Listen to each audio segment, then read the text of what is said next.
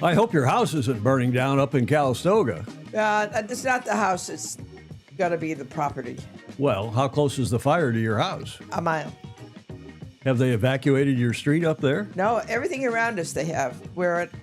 Maybe it's because the neighborhood has been very careful to clean up all its extra little. Get all the kindling and all the stuff away from the homes, and so, well, good. I hope that goes well. The market's going well today. Yes. Huh? Yes. Market's going well. Co-host Julia Vadakin is going. At least happy about the market. We're happy about everything. This is one of our best shows without a guest, I think, that we've ever done. I'm your host, Tom Eamon. Welcome to Studio B here at the Beach Street Yacht Club and our show that we run every Tuesday and Friday at 13 Pacific, called simply Sailing Illustrated, the only live news, views, and notable show in the sport. Welcome to the show, and welcome to our show number 859, Julia. Here's the starting line. Happy Friday and a happy continuation of what we were celebrating on Tuesday, World Snapper Day. We've got some news briefs from the Ocean Race Europe, the 52 Super Series, a little bit more about Sail GP and that crash between the USA and GBR. We now know who was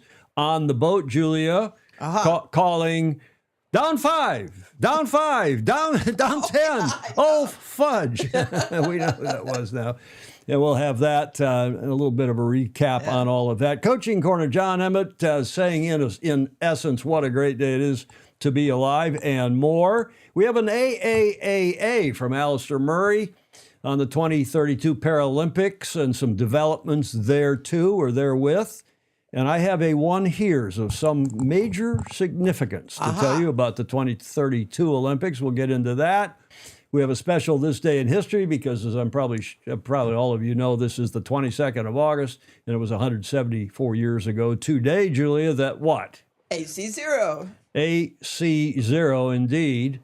And then finally, we've got our last leg. I've got a nice video from Hamilton Island Race Week. Today, Friday, is the penultimate day. It's Saturday down there now. They're about to get going with their final day in what is one of the most amazing race weeks in the world, Hamilton Island Race Week up there in the north. Why aren't we there? We should be. I've been there. You've never been, have you? I've never been. Oh, it's fantastic.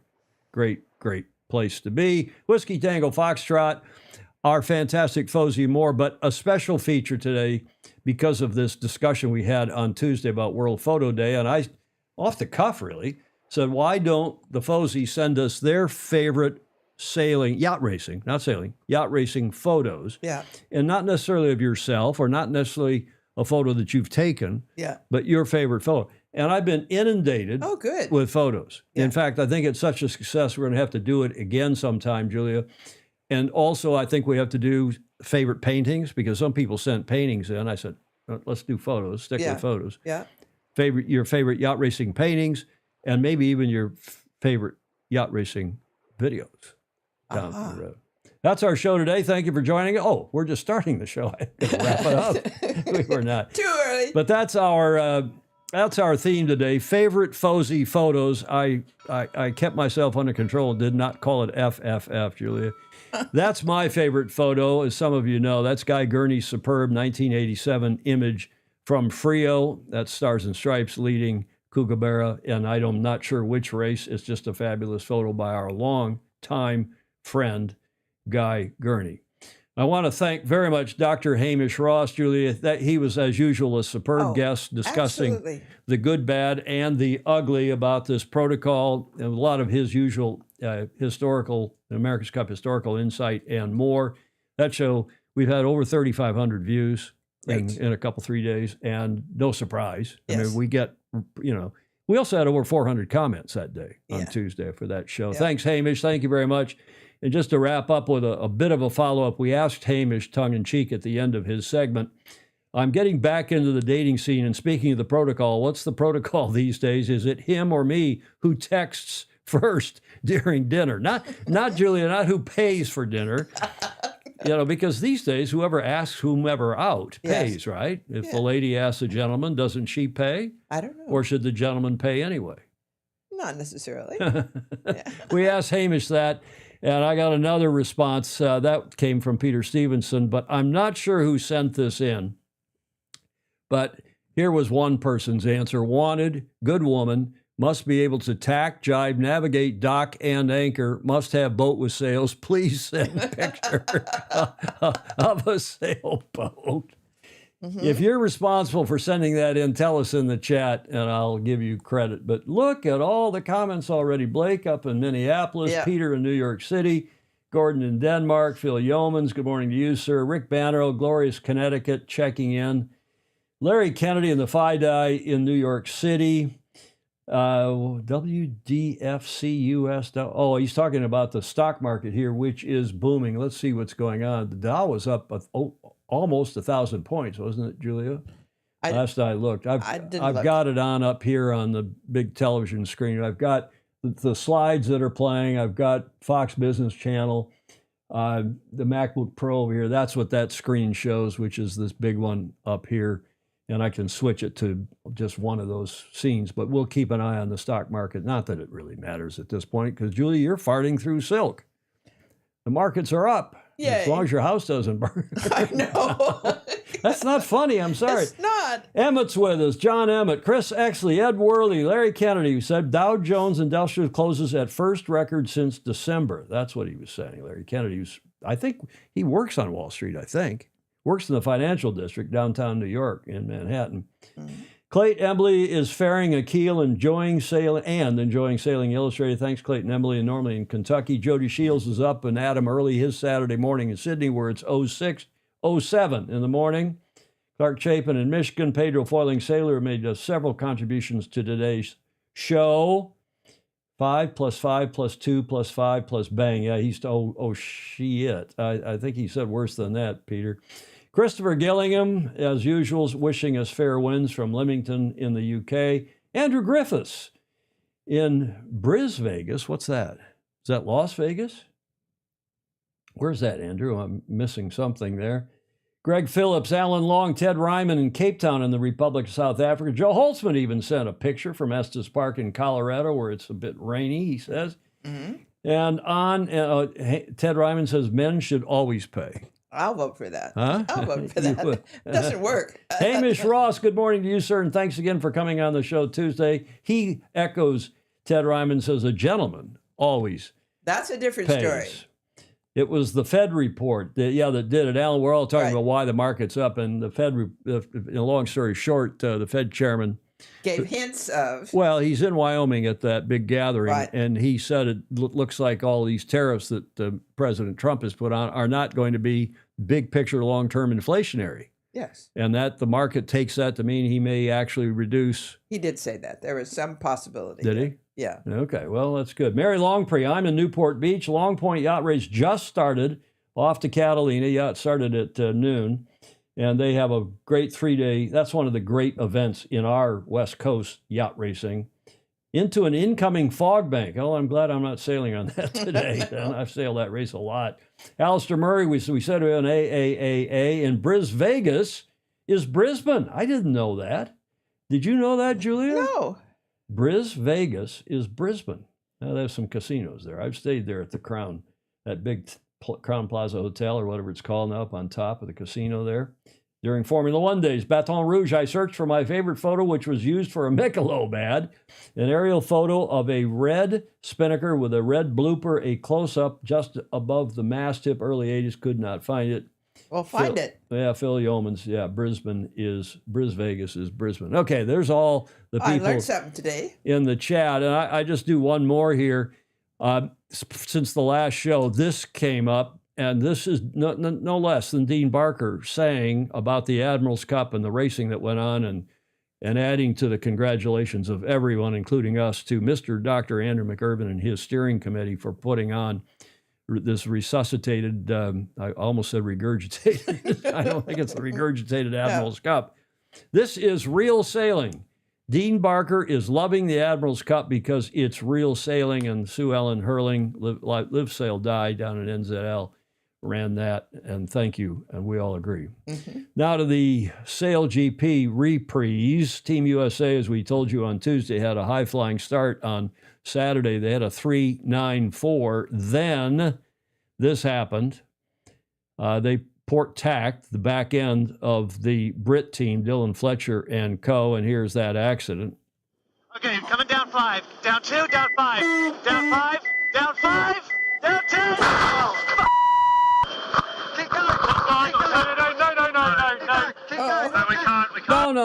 No. Well, that was Kurtonic. We don't need to see that again, do we, No, Julia? We've no. seen that video We a saw it number of yesterday times. several times. On Tuesday, we saw that a number of Yeah. times. Well, we were all wondering who was the person below the wing on the leeward side looking ahead into leeward on their boat as the Brits came across on starboard tack, and it was, in fact, Andrew Campbell.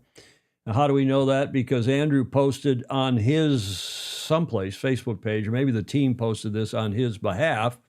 He said, quote, "We were back in the pack, but still in the mix, with quite a few boats in that middle part of the pack." Well, they were middle to back end, explained Andrew. Quote, "We were going forward and backward with a few really competitive teams, and we came off that port boundary, and that's the most exposed to the traffic you're going to be on the entire course." Fair enough. When I got a good look at them, I knew we had to get behind them and then deal with Mark 1 somehow. I was trying to guide Taylor. That's that buoy that was out front of them. Yeah. But by ducking the Brits, they were then not going to want to run into that Mark 1, which is the high speed mark, whatever they call it now, when they start and come reaching across and then turn and go downwind. And that mark, they leave it there because it's got a television camera on it. And that took some of the interesting views of this incident. So they're worried about Mark 1, fair enough. I knew we had to get behind them and then deal with Mark 1 somehow. I was trying to guide Taylor, the helmsman, Taylor Canfield, through there, but it was too little, too late. Those guys were doing something like 65 or 70 kilometers per hour. Okay, what is that in knots? That's 25 plus knots, right? Mm-hmm. More than that. Getting underneath, they were coming across underneath on starboard tack of Mark 1. He goes on to say, so it was a bit of a compressed reality. Julia? Yes. There is the expression, there is the phrase, there's the two words of the year. It was a bit of a compressed reality. Sounds almost sexual. Oh, yes. Well, you can wave your finger at me. Come on, you can do it. Compressed reality, he says. Julia, I love that quote. Mm-hmm. I put my hand up. I've now put my hand up, and we just have to figure out meaning he takes responsibility for it. Fair enough. A better way to do better moving forward. Okay. I learned a lot from this situation and will be adjusting how I communicate and position myself on board the yacht. I think we all learned a fair amount from the scenario. And he's taking the blame, and I don't even really think, Julia, it was his fault, frankly. Yeah. And, at the end of the day, the helmsman is responsible for not running into anybody, and he's saying down 5, and I don't think the helm came down enough. Basically, Taylor did not bear away enough. Now, I'm going to play, until you all tell me this is too cringeworthy, but I'm going to play the Sunday night video that Mike Buckley, the CEO of the team, co-owner of the team, who was not on the boat, clarifying that again. I told you on Tuesday, I was pretty sure he was not on the boat either at this regatta or at the previous regatta. Mm-hmm. He did a video that was on their Facebook page that, well, you be the judge. Have a look. It's about 5 minutes long, and if I start getting too much in the chat, I'll turn it off. Have a look. Just finished up here in Sassnitz Sunday evening. Awesome week of racing. Saturday, Sunday brought great breeze to the fleet. Fast racetrack, awesome viewing, and Sassnitz really showed up. For us, it was kind of a tale of two different sides. A bit of a roller coaster. Definitely more ups and downs.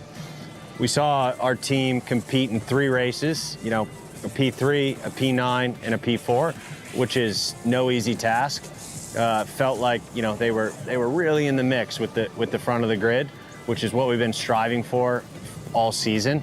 And then obviously we can't shy away from what happened in race 4. A pretty nasty collision, obviously a big mistake by our team, and left our F50 and the British F50, on the sidelines for the final race of the day. Lucky nobody was hurt, and positive side, the Brits were able to get out on the racetrack today, and they had a heck of a day making the finals. We were, kind of rooting for them to make sure they got out on the water, and then wanted to see them have a good day, which they did. You know, this is racing, and sometimes mistakes happen, and we certainly made a big one yesterday. But that being said, I think it was very obvious that we finally started to see that progress in the heavy wind, and that's what we've been after all season, and that was really exciting to see. So we can't wait to get back to Saint-Tropez. Our team and the SailGP Tech team are going to be working on our boat to make sure we're there in a couple weeks. But yeah, signing off here from Sassnitz. This is the Buckley Debrief.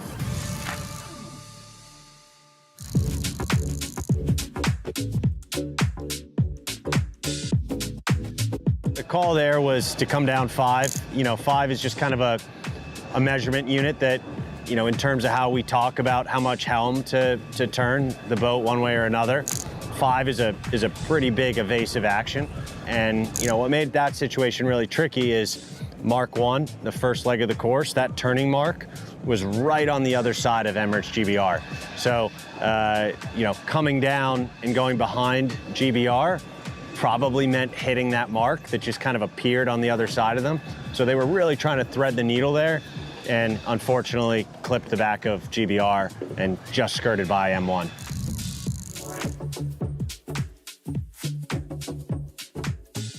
Anytime you're involved in a collision, the first thing any team on the grid is trying to do is help the other team. We're all in this together. It's a small community. You know, there's 12 teams. All the parts are very customized. So the last thing any of us want to see is something that you did cause somebody else not to be able to compete. So I don't think it was anybody specific that, you know, made a decision, but it was certainly an easy decision for our entire team, and really happy to see those guys out on the water today. Sassnitz really delivered. It turned into a high-speed racetrack all week, which is always good for the fans, you know, here and on TV. You know, I think we've seen enough of this. It becomes a commercial for SailGP. But, you know, in fairness to Mike, had this not been, had the team been doing better, have they not on negative points for the season and had one bad regatta after another, his explanations, Yes. his getting on and explaining what happened, everybody'd be saying, well done, nice presentation. But when it becomes cringy, when they just week after week after week keep saying, well, you know, we did well this weekend, but, and then something happened, and, you know, they got to make some changes. Obviously, they've got to make some changes, and I'm sure a lot of you feel the same way. I got to leave it there. Let's leave it there. And we'll turn that off. But there are a lot of comments coming in here now, Julia, about interesting. He's using F1 technology. Chris actually says P3, P9, P4, front of the grid, etc. Yes, I think that's part of Russell's strategy, Russell Kutz's strategy. Baton Rouge saying pretty soon there won't be any moving forward. Ted Ryman says, hey, it was just a racing incident. They were racing hard and fast, and it was just bad luck. Nobody's perfect. Well, okay. Ted's, taking it. That's a bit of an F1 view, too. Clark Chapin saying it could get pretty crowded under the USA SailGP bus. And then there were some comments about compressed reality that were pretty cute. Greg Normand up in the Great Lakes area, would slow motion be decompressed? Would that be decompressed reality, Julia? No. Pedro Foiling Sailor, Peter Stevenson in Sydney. Only those that have foiled can understand compressed reality. Clay Embleys gets the comment of the day, at least so far. A compressed reality, that's when you're at your home girlfriend, when you're at home and girlfriend shows up to meet your regatta girlfriend. Julia? What? Fritz Mueller's joining from Miami. Luck is not a strategy or tactic. Good point, Tracker. Good point. So many comments. Look at the everybody. Good ones. Yeah. Clark Chapin, that's pretty good too. The dog, look at that at the bottom of the chat. The dog ate my wing controller. Tom, did you cover the 12 meters in Copenhagen this weekend? No. And Gordon Smith is saying, well, maybe it was compromised reality. Okay, that's from that SailGP team, the U.S. SailGP team. And I'm glad they're doing it. I'm not sure their sponsors are going to be too happy about what all that was all about. I do think that the compressed reality is a good thing to remember. Compressed reality is a lot of BS for, hey, things are happening quickly out there. Compressed reality. Come on, Julia. Even I somebody think- who went to Stanford wouldn't say that. Well, I don't know why. No, Huh? It makes you think. It makes you think. Okay, let's check in on another event. Since Tuesday, the developments have really been, I'm amazed how far along they've gotten. They've had pretty good breeze. They started in Kiel, as you know, went to Portsmouth in the UK, and then they went past and around the Iberian Peninsula. They're now into the Med. And when I took this screen grab some, 3 hours ago now, they were only the lead boat, which is Biotherm, was only 50 some odd miles from the finish at Cartagena. So that is the current standing. Biotherm leading. They were only with 53 miles, and now I'm sure it's quite a bit less than that. They're going at 9 knots, albeit upwind. Team Holcim PRB seems to have made a decent repair and made a good leg of it. They've been trading the lead back and forth with Biotherm. They're in second place, just a few miles back. And then on down there, we won't read the rest of them. Our favorite team, Team Malizia, Julia. Yes. And not just because of Cole Brower, but because we've liked over the big picture long term. Yeah. We've liked the German gentleman. You're right. Your favorite, right? You're right. Okay. Whatever his name is. Oh, come on. Team Malizia, Yeah. Boris Herman. It's only because he's really expressed his personality and told us what's going on, and was He's kind of the male Cole Brower in some ways. He's Yeah. very personal, very Yeah. outgoing, and he speaks 3 or 4 languages. Yes. He's represented the Yacht Club de Monaco. He's represented the yacht club in Hamburg. What's it called? Norddeutsche Regatta Verein, right. where I was a member when we lived there back in the tell me what, whenever that was. Olden days. Well, it was at the turn of the century. That sounds a long time ago. The turn of the century. Yes. Anyway, that's the status of that race. Now let's check in down in Mallorca, because the Porto Portal's 52 Super Series is wrapping up tomorrow, Saturday. And guess who's now leading?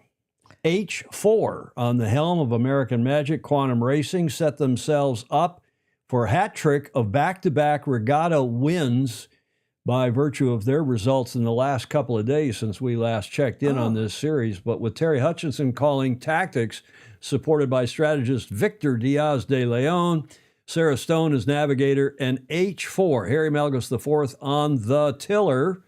American Magic Quantum Racing won 2 of today's 3 races on the Bay. That was today, Friday. Bay of Palma, and now have won 3 from the last 4 starts.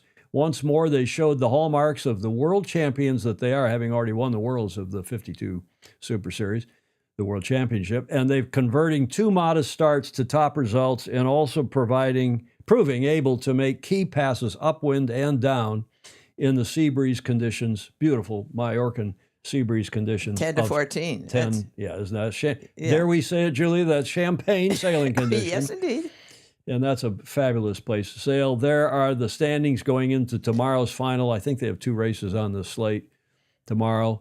Doug DeVos's American Magic Quantum Racing well in the lead, almost 20 points in the lead. That's great. Sled Alpha Alegre, who were having a good regatta early on, have dropped off a bit, and on down through the rest of the 12 boat fleet. Cool stuff. Yes. And a great, still the best monohull racing, fleet racing, I think, professional or otherwise, in the sport. It's just amazing. Yes. That TP52 Super Series, which is now on, 12, 13, 14, maybe 15 years. It's been Yes. called various other things, but moving quite well Yes. along. And it's fun to watch. Yeah, and they have live coverage. Yeah. They have live coverage and quite good commentary. They're not shouting and screaming and getting all exercised and, oh, look at this, look at that. Oh, my God. C.V. Morrison. Oh, Ooh. we don't do that at GovCup either. My goodness, Julia. Mm-hmm. What other comments? Man, they are rolling in here. Jody Shields says, my body is expanded reality. Mark Husted. Hello, Mark. He said hello earlier. By the way, I'm not going to cover it because, it's, strictly speaking, it's not yacht racing, but Andrew Pindar is in Amsterdam at that massive sail festival that goes on every year about this time. And he says there's more coverage, there's more boats, there's more people watching than combined if you combine America's Cup, Sail GP, Yeah. Super Series, 52 Super Series, tell me what, combined. It's just an amazing thing. I haven't been there. I've watched it from afar. And when we lived in Europe, I was sorely tempted to go over there because it's not far Yeah. from where we lived in Hamburg. So anyway, Andrew Pindar is there, or was, and he sent a bunch of pictures. I was going to use them, and I said, it's not, strictly speaking, it's not yacht racing. Okay, Tom's, you said you can put photos into the show from a link. Yes, we're going to test out that facility right now. I have, I think, a facility to be able to put, if you put a link into the chat, I think, yes, indeed, I can. And I will take to the photo that John just sent us. And that is that photo. Mm-hmm. Good thing it wasn't porn, John, because I didn't even check it out. But is that a Flying 15? That's Lily, Jules Ligia, his wife, sailing in something. Breezy conditions. Is that a Flying 15? What is that? Beautiful shot, nonetheless. Mm-hmm. Thank you, John, for that. And yes, I can put photos now into the show, as we've just done back in the comments. White spinnaker material must be either way cheaper or just better. I noticed during the Admiral's Cup, most of the boats also had white kites. Interesting. Wonder why that was. Blake Middleton, look at the photos of the 52s. Real sailors, visible sailing, hiking. Should these not be the AC class? Well, maybe something bigger. Maybe something bigger like Blake, like 72. AC. Yeah, exactly, Julia. And Andrew McIrvin is saying the Super Series 52, the 52 Super Series as it's properly called, thanks to Rob Weiland, who has been the class manager for years and years and doing a fabulous job, as does Andrew McIrvin, herding the cats, so to speak. Stevie Morrison always sounds like someone dropped a bunch of wasps' hornets in his boxers. Peter Taylor in New York. Lily, yes, it is a Flying 15. Alistair Murray confirming. John Emmett and Blake Middleton, Lily at the helm. Yes, look at that nice shot. Yes. I wonder if I can make that bigger, Julia. Yes, I can. Look at that. We've got a new facility here to get a picture from your chat and be able to put it That's nice. on the air. Mm. And there is one of the great helms persons, male or female, in the modern history of the world, in Golden Lily, John's wife. Yes, indeed. Drum roll, John Emmett, a first for you. I sent my picture to Julia the other day on Facebook Messenger. Thanks, Alan Long. Ed Worley is saying, yeah, maneuvers. Oh, gosh, I wish they'd stop calling them maneuvers and start calling them tacks and jibes. And they'd use knots. It's not hard. You know, we've all adopted to the language of other sports, including especially Formula One. So what's the problem, Julia? Julia, what are we celebrating today? What are we still celebrating I guess today? the snappers. We're still celebrating World Photography Day, a beautiful way to tell a story, express emotions, and preserve the beauty of the world around us. Start capturing your own story today. Yes, indeed. And that's why we are running our first ever favorite Fozy Photos segment later in the show. And this is my favorite photo, or one of them. There's so many, but gosh darn, our sport is so beautifully photogenic, telegenic. And it's nice to see the snappers that we do have in the sport doing such beautiful work. By the way, that annual competition, remind me, somebody in the chat, the name of the sponsor, that they do at the end of the year, and they announce the winner at the World Yacht Racing Forum, which is in Amsterdam and combined with the Mets trade show. And Vice Commodore Harrington, our super Fozy Claire Harrington, has been named to that judging panel. Oh, good. By One Hears. Yes. She didn't tell me that, and somebody else told me that. But I did confirm it with her because, we don't want to make a mistake on here. Oh. And this, now, John, you got to be careful. Now that I've got this facility, John wants us to go do all these other photos here. Here's Lily, port tacking the fleet at the start. He's very proud of his of his wife. Look at this. I'll maneuver that photo around here. And this is a Flying 15 Worlds. I was going to run something about it, but you know, it's mostly Brits, and they don't have that many boats, do they? But it's nonetheless, it's a. There she is, having port tacked the fleet. Looks like a lot of boats were trying to port tack the fleet. Good stuff. Okay, thanks, John, for that. Jody Shields. What's Jody saying here?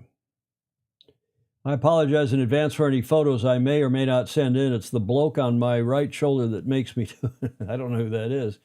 Yeah, Andrew Pindar talking about this thing going on in Amsterdam. Over 2 million spectators, creating invaluable engagement between people and water. There are more inspired by the mass participation marathon running races than a handful of the elite athletes in the Olympics. Fantastic stuff. Mirabaud, that's the sponsor. They've left that title sponsorship, Rick said, of that world photo competition. Cool stuff. John's better half. Well, his spousal anyway. And Rick Banner is saying, mercifully, it was croutonically run. Claire will fix it. Well, I hope that's true. I know that they had some problems with it. And you always wondered, is Pantanius the new? Claire is on here now, Vice Commodore Harrington, saying that Pantanius is the new sponsor. I know they sponsor photo of the week on the what's the email newsletter that comes out on Fridays? Tip and Shaft, the French offshore newsletter. Pantanius, they sponsor a photo of the day or photo of the week in that newsletter. So great stuff. Already over 100 messages. Excellent photo. Yeah, that's a great photo, John. Thank you. Are you there coaching her, John? What's going on with all that? Speaking of which, let's go to John and his report, John Emmett's Coaching Corner, which is a regular feature on this show, as all of you, or most of you, will know. Coaching Corner with Super Fozy John Emmett. Here's his Hi, Tom, Julia, and all the Fozies. So today. I'm back at the Weymouth and Portland National Sailing Academy, and once again surrounded by boats. Now, to do a more diligent report, I should probably have a closer look, but there's probably about 100 Flying 15s here, as it's championships after championships after championships. Indeed, no sooner have these moved out than the next fleet will move in, and I will be coaching. I think it's 128 Ilkas. So yeah, we're going to pretty much take over the entire harbour. I managed to do this without missing a beat and coming back and doing club racing, seeing the cadets and all the rest of it. But the Flying 15s, I think it's really interesting. It's out of a Fox boat and they're just on trolleys, like very big dinghies. Indeed, the rumour is that you can take the keel off, put it in your car because they're just screwed in, which is basically what they do, or bolted in when they come on the container. So Lily, in her little quest to sail as many different types of boat as possible, preferably sleeping in her own bed, has been doing this event. And the next Worlds is in Hong Kong, so they've just had a big talk about that. And I think, you know, it's an incredibly welcoming fleet. They've tried to ply everyone with beer. I don't know if that's associated with getting them to sign up. But yeah, just look at all these boats here. I think probably the optimum weight is going to be around 170 kilos. So again, it's another boat designed for probably larger sailors. It was quite hard work for me to find a crew for Lily heavy enough, because this time of year we can get quite strong breezes in Weymouth. And the first couple of days, if anyone's seen the photos, it was pretty awesome in that south-easterly waves we have out in Weymouth Bay, and it sort of reminds me that when you go to championships, they're always saying, well, it's never normally like this, so you do need to be prepared for everything. And even in Weymouth, the southwesterly sea breeze is definitely not guaranteed.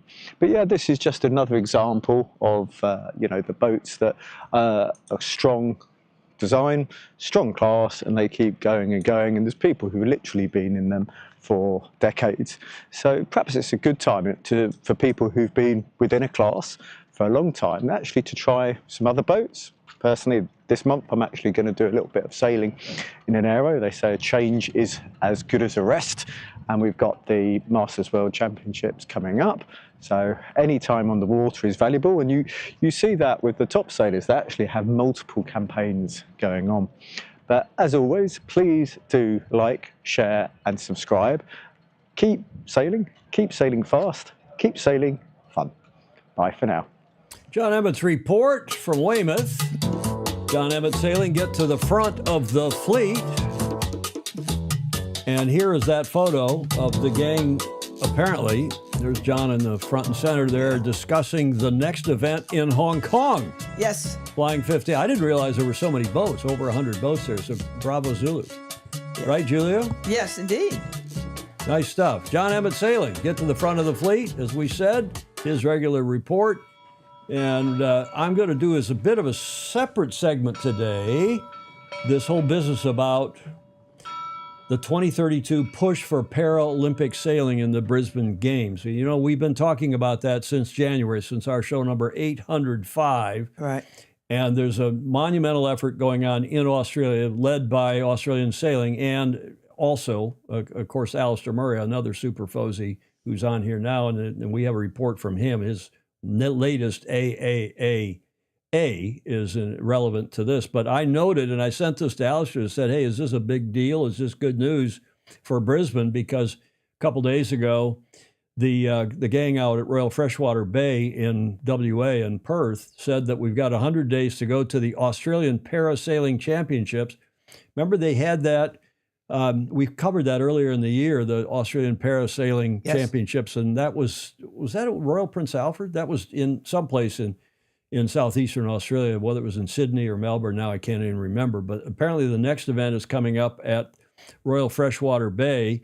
The Australian Parasailing Championships will be held this year as part of the International Classes Regatta. I think it's good when we consolidate, when we merge parasailing with the non-parasailing events. And that's going to happen at Royal Freshwater Bay Yacht Club in Perth in WA. The championship will be sailed in conjunction with open fleets in the hands of Hansa, I think they say Hansa in Australia, the 303 one-person and the Hansa 303 two-person, and the Liberty classes. If you're interested, entries close midnight Friday, the 21st of November. There's a QR code, and the 2025 ICR Gill and Monkey Fist sponsored Royal Freshwater Bay Yacht Club hosted Australian Parasailing. So that's a cool event.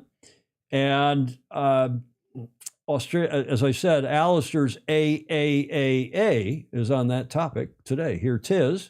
Alistair Murray, introduced as usual by the Royal Naval Band, playing What Else?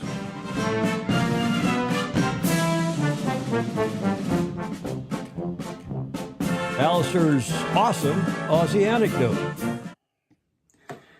G'day, Tom, Julia, and all the Fozy. This is Alistair with AAAA, Alistair's awesome Aussie anecdote. I've got a bit of an update on the parasailing front that I thought I'd give you. I'll refer to my notes as I go here because it's a pretty important topic, and I'm pretty positive about where we're going with this. So I know the Fozy will appreciate an update. So I attended a meeting between Australian Sailing and World Sailing yesterday to discuss the parasailing agenda. The World Sailing reps at that meeting were Hannah Stodel and Scott Dougal, both, pretty good, impressive people. And in particular, and I know John Emmett feels this way, Hannah Stodel is a gun. I mean, she's great to have on our team. It was a very positive session. Both Australian Sailing and World Sailing are working so hard for re-inclusion in Brisbane. And it is achievable, but we have work to do collectively. We learned so much from failing to have parasailing re-included at Los Angeles. The decision is made by the IPC with a deadline for submission from us, from World Sailing, of December 25, and they make the decision in Q3, Q4, 26. So there's quite a bit of a run up to it, and plenty of time to think about it and discuss it. Then we can also put our case to Brisbane 2032, the organising committee, with which Australian Sailing has a particularly strong relationship, and Australian Sailing is working this hard. If we don't quite meet the IPC requirements, the criteria, they can still use their discretion to add parasailing as an exhibition or demonstration sport, I think we all know that. So what do we need to do? That's the big question. World Sailing didn't meet the criteria for Los Angeles for 4 main reasons. And the criteria are the ones that they failed on. One's classification code compliance, and this is extremely complicated. I'm not going to get into it now, but that's one. 2 is participation numbers. We need to demonstrate that parasailing is widely practiced in a minimum of 32 countries and 3 regions.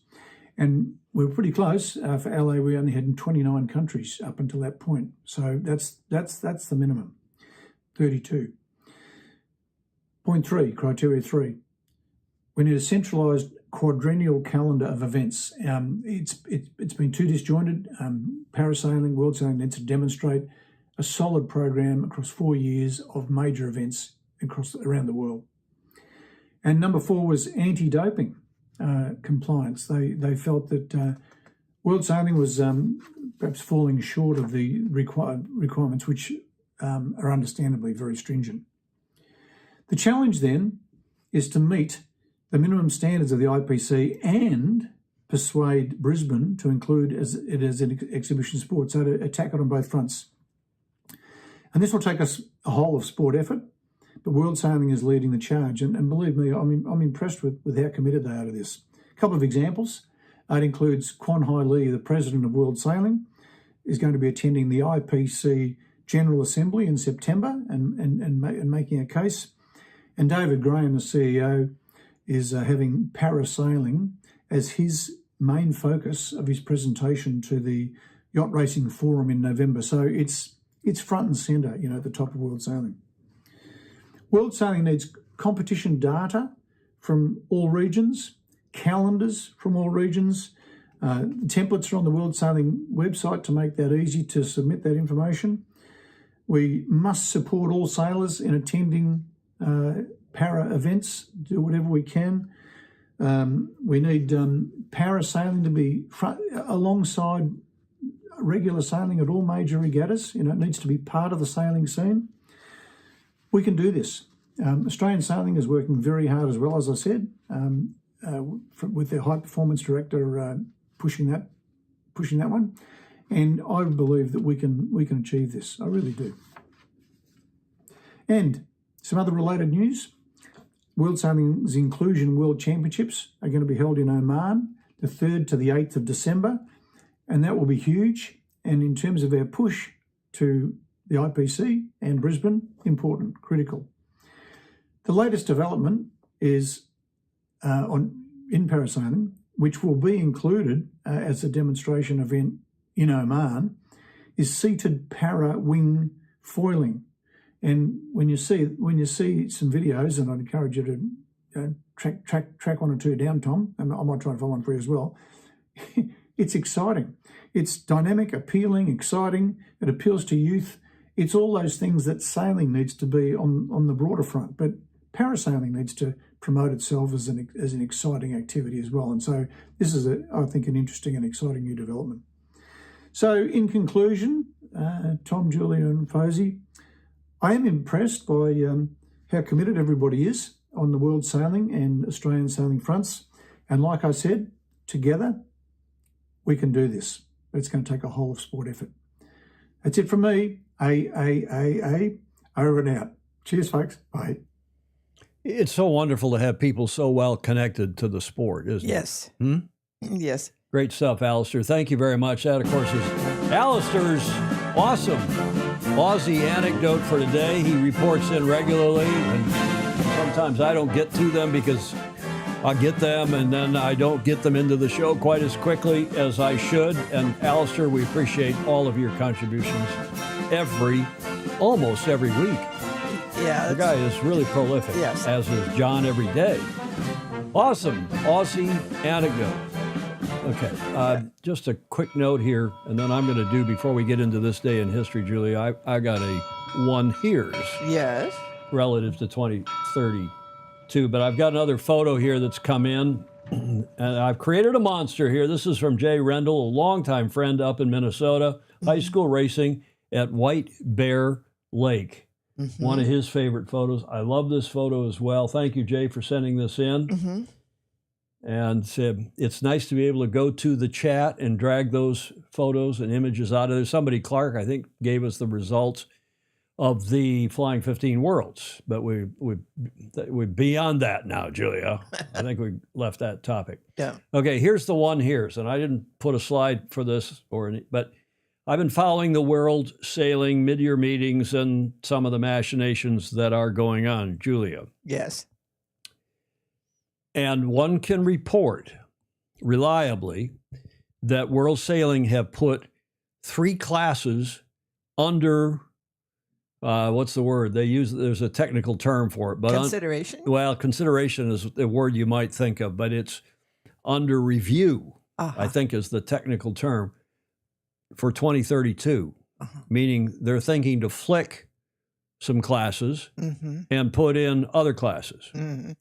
And I hear reliably what is happening, what is going on, is that they're going to flick that famously good sport that was going to put us back on the map in the television world and everywhere else, that is kiting. That, of course, came out of nowhere and suddenly was in the Olympics, and they got all sorts of equipment problems, and the people changed their physique in order to compete. Kiting, as we've said on this show before, is on the way out, or so one hears, not for 2028 LA. The classes are set. They're going to replace kiting with, guess what? Wing foiling, which started out here on San Francisco Bay and a few other places. Yeah, it's easier. And that is one of the classes under review are the men's and women's kites, and they're going to put wing foiling in place of the kites, or so one hears. It's got to be more participation these days. Well, it's safer. Yeah. It's less expensive. There is more participation. It's not as equipment intensive, yada. Yeah, I mean, you look out here on San Francisco Bay in front of our club, St. Francis Yacht Club, Right. and they come into the club on Thursday and Friday nights after they've done their thing. A lot of them, they come in and have a burger and a beer in the grill room. And that's all you see anymore. You hardly see any kites. You see the wing foils standing on the boards with the wings in their hands, right down low. That puts the vessel and the athlete, the competitor, the sailor, all As one. all is one.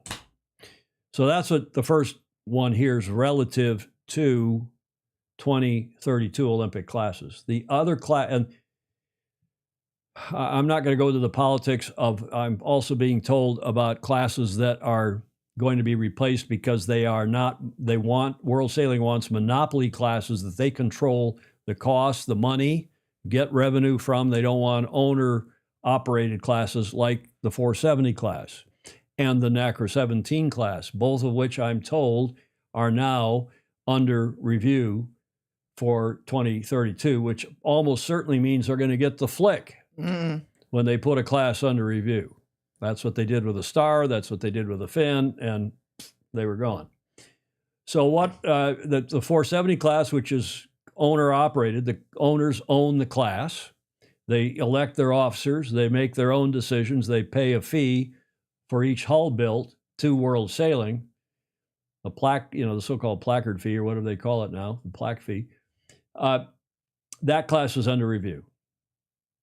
And that's, of course, a co-ed class, one woman, one male, one female. And the other class that's under review, one hears, is the NACRA 17, which is also a co-ed class. That's the catamaran class, a semi-foiling, well, it's a foiling class. And that class, which is expensive and is not sailed much out, in fact, the 470 these days is not sailed much more broadly than in the Olympics and Olympic events, hardly at the club level at all. Both those classes are under review. And guess what's coming in their place, or so one hears? A one design foiling moth, not the moth, because it's not one design, it's too expensive, yada, yada. Not the wasp, which is the broadly why would they distributed and widely competed boat, not the wasp, but a boat called the Switch, which is another one design moth type boat, foiling monohull. That's the boat coming in, and I have a male and a female class, because one will replace, in effect, the NACRA, and one will replace the 470. And it also reduces the number of competitors. Remember, they're under pressure from the IOC to reduce the number of athletes, sailors at the Olympics. So by having a men's switch and a women's switch, that will reduce those classes by, well, reduce the number of sailors per team, per possible entry by 2, because you're going from a double-handed boat, 2 double-handed boats to 2 single-handed boats. So that's what one hears. And if anybody in the comments has anything to add or subtract from that, but I've heard that from now 2 highly reliable sources. Let's see what they say in the chat. Yeah, but do you never hear anyone cheering for the Finn class, do you? No, I don't, but I do. I hear a lot of people cheering for the Finn class. Blake, no 470 NACRA, bring back the star and the Finn then. Mixed rather than co-ed. Yes, they technically call it mixed, but it is 1 male, 1 female. Co-ed is what we would call it in the States. Forgive me for using an American collegiate term. I think that's collegiate, isn't it? It's called co-ed. It's co-educational. Yeah. Doesn't that come from college, right? From any co-ed. Any co-ed situation. Sure. Well, what other co-ed situations are there besides boyfriend and girlfriend? Here we get right back to sex. Julie, you always bring us back to sex. I try. I'm going to give you a finger wag myself. No. Julia. No. Co-ed dating here at the Beach Street Yacht Club. Good heavens. Is that what goes on? Alistair Murray, I was on the water in Marseille watching the kites. It was terrible from a spectator perspective, going too fast to keep track of, competitors impossible to identify, and there were rule issues that couldn't be identified and had to be sorted out afterwards, and it was just really, really difficult. Racing, hard to understand. Yes, that's been one of the big criticisms. Yes. I think I certainly salute the wing foils. I don't quite understand why we don't have boats in the Olympics instead of boards, but that's another issue. Replying to Clark Chapin, similar to tennis, which I'm looking forward to next 2 weeks. I guess he means the U.S. Open coming up here. Murray Joslin, does the number sailors prevent the idea of co-ed team racing? Yes, I think co-ed team racing, Murray, is just too complicated, too difficult, too many boats, too expensive. Match racing, on the other hand, seems to have been one of the most popular events ever back in the 2012 games. And how's that doing? Oh, it's not going to come back because these people are all, they want to make money from boats. They want a monopoly, the switch class, to be owned by the World Sailing Mafia, who are then going to make money off it, their favored people, and World Sailing. Well, it used to be that only classes that were run by the sailors could be in the Olympics. You had to prove worldwide distribution. You had to prove a very effective class owners association, worldwide class owners association. Then you had a shot at the Olympics. Yeah. And now it's quite the opposite. These are monopolistic classes owned and operated by the cognoscenti, and nobody's quite sure where the money's going. If it's going to the Cayman Islands or the BVIs or to companies in Hong Kong or foundations in Switzerland. Yeah. And I'm not going to get into all that here any more than I already have. Switch. Did money change hands? Pedro Foiling Sailor is asking. I know you were, Gordon Smith. You were making a good joke, actually, about the Finn class. Ed Worley, so just like the Cup in World Sailing following the dollars and control. I think that's a good bit of this. Yep. Jody Shields, the kites are about as popular now as the Sail GP USA team on port tack. No one wants to go near them. Clay Embley saying, bring back the star class. I mean, why not have real sailing? Well, as you all know, I'm not going to beat that horse because it's probably well and truly dead, but I couldn't agree more. We should have never flicked the star. We should have never flicked the Finn.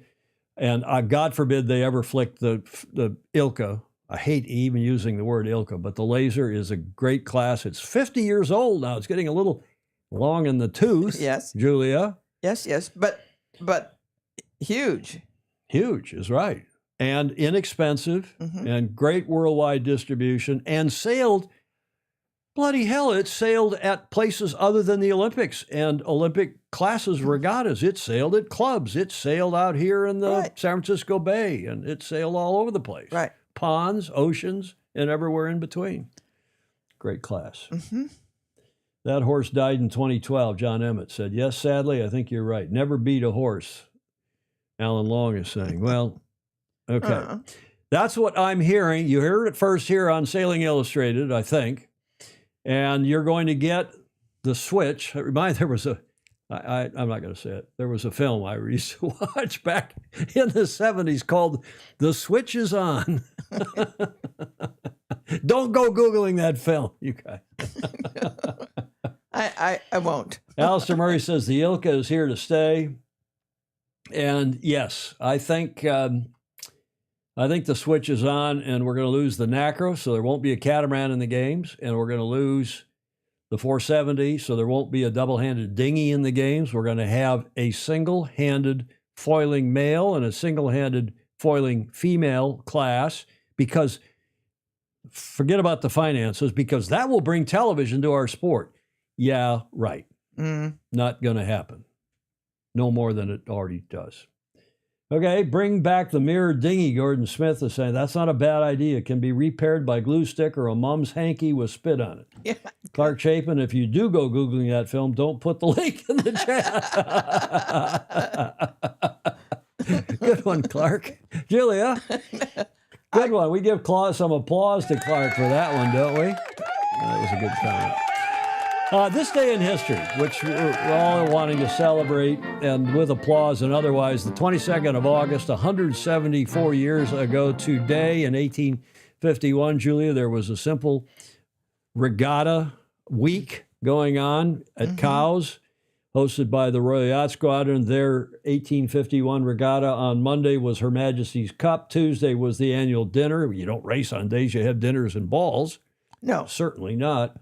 Wednesday was Prince Albert's Cup. Thursday was the ball, so you had racing, followed by social functions, followed by racing. And on Friday, the Royal Yacht Squadron's 100-pound cup. Wow. Not the 100 guinea cup, not the 100 sovereign cup, the 100-pound cup. Open to yachts belonging to the clubs of all nations. Entries to close at midnight on August 16th. No time allowance for tonnage. It's who's the fastest around the Isle of Wight. 3 vessels must enter and start for each prize, or there will be no race. And then there'll be fireworks that night on the 22nd of August. So Does does that imply there are going to be many different races? Well, they could have different, I guess. Open to yachts belonging to clubs of all nations, but no time allowance. 3 vessels must enter and a start for each prize. I think that was for all the foregoing events, not just the 100-pound cup. Yeah, okay. And interesting, this is a Friday, and that was a Friday 174 years ago, so it truly is an anniversary or a birthday for the original America's Cup. As you all know, that's what is here in the studio, in Studio B.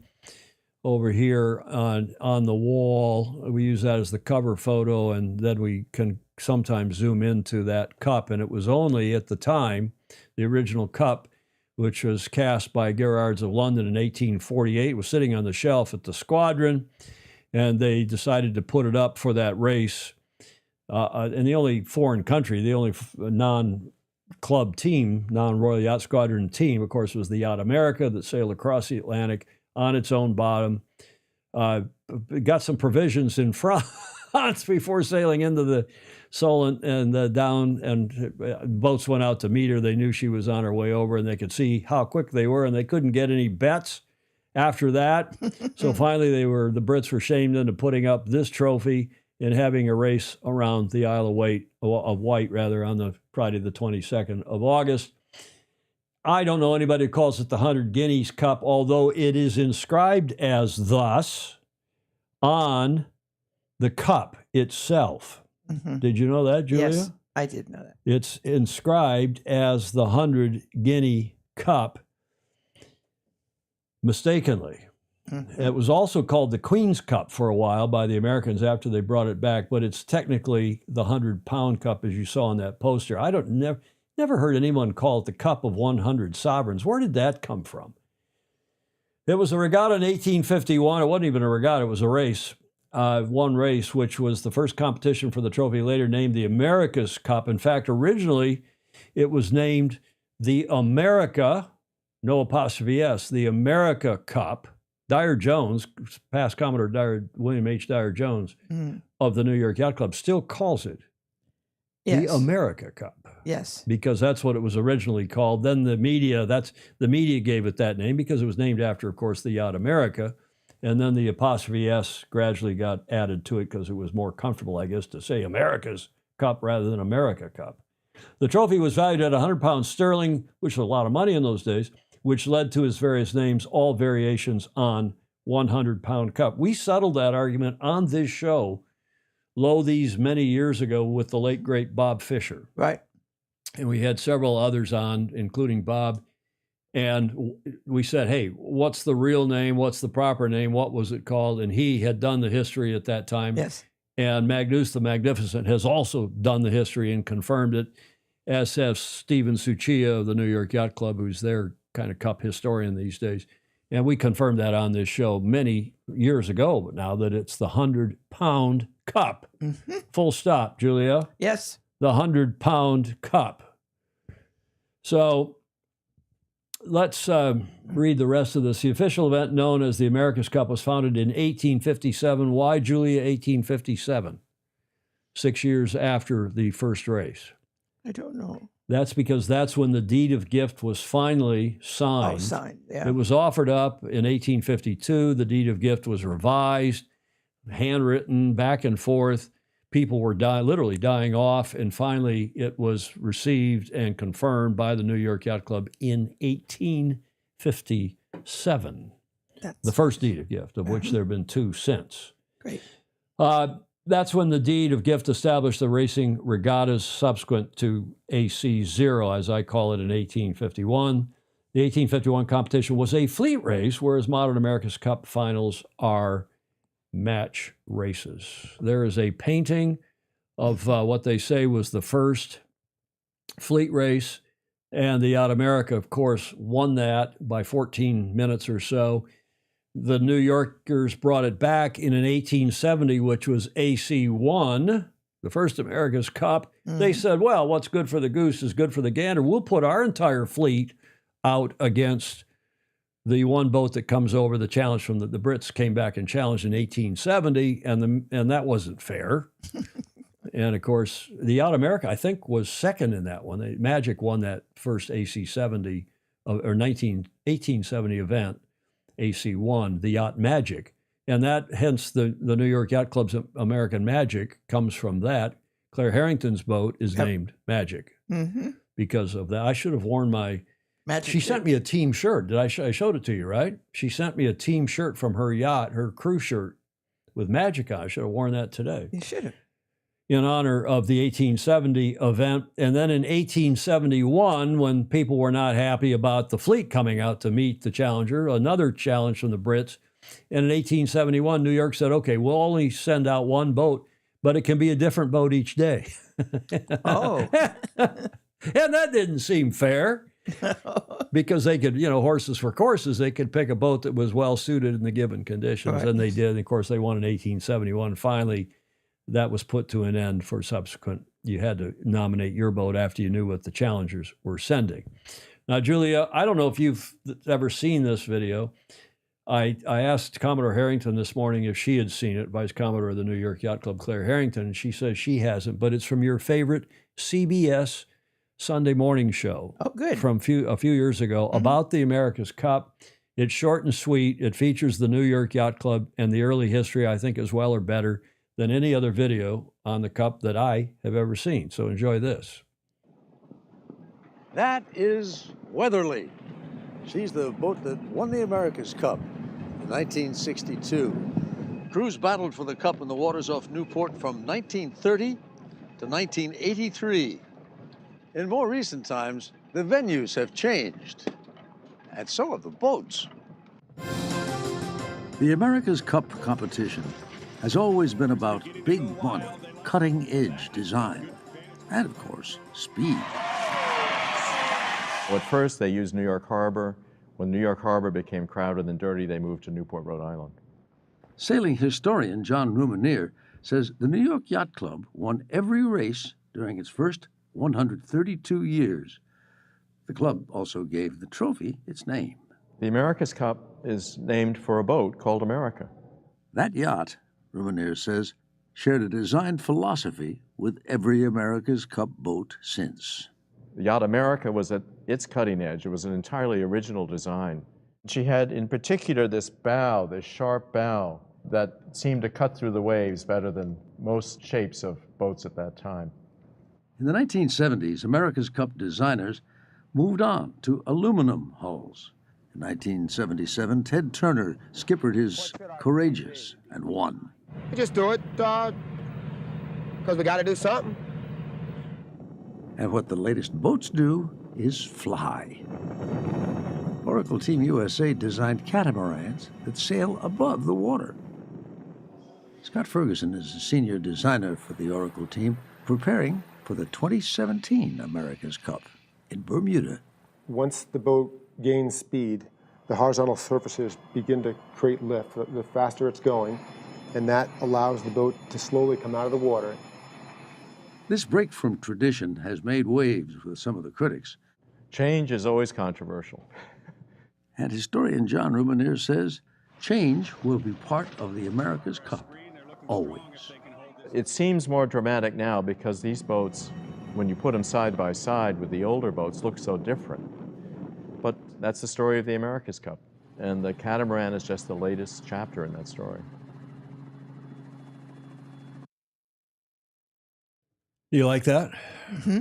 Isn't that from your favorite show? Mm-hmm.